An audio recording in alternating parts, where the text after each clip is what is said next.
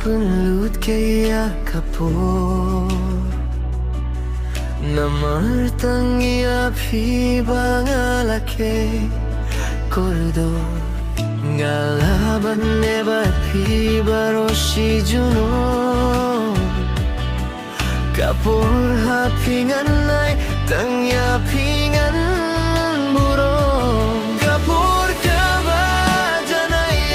bekas ngibanga shemiapi gadang pelkat hadu minta ganting bandu yapi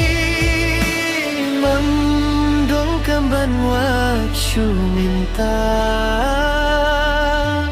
namar pilawan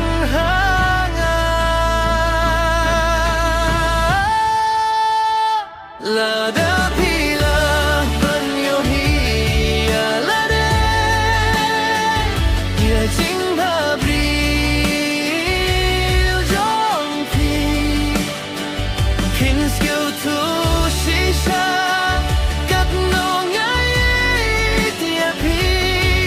Em kam long kabasuk ban klet no ya pi Nakata kadongam Kwa banieno ya pi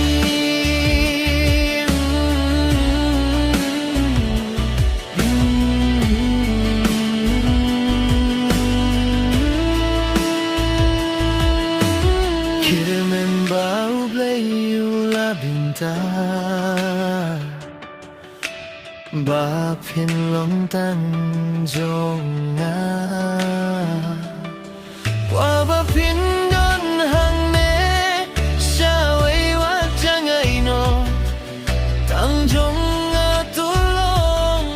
Silang jong pingan do Namar ngam kwa ban boy kata kasni Bangan du no yapi Lada pila banyo hiya lade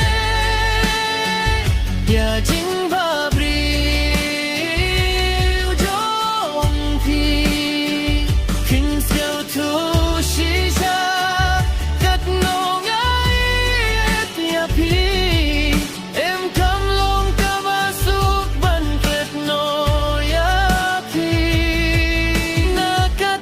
kadongam kwa banyeno yapi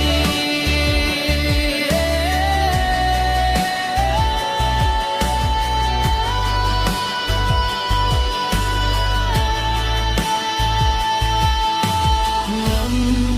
pachim minoru kung kane kajingi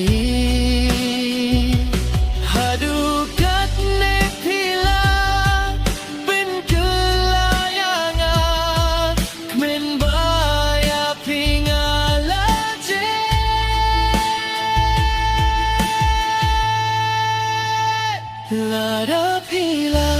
banyo hiya lade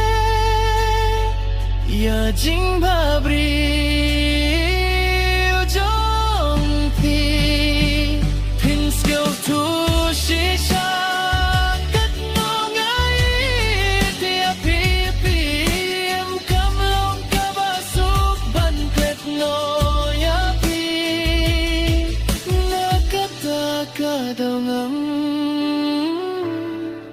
Kwa banieno ya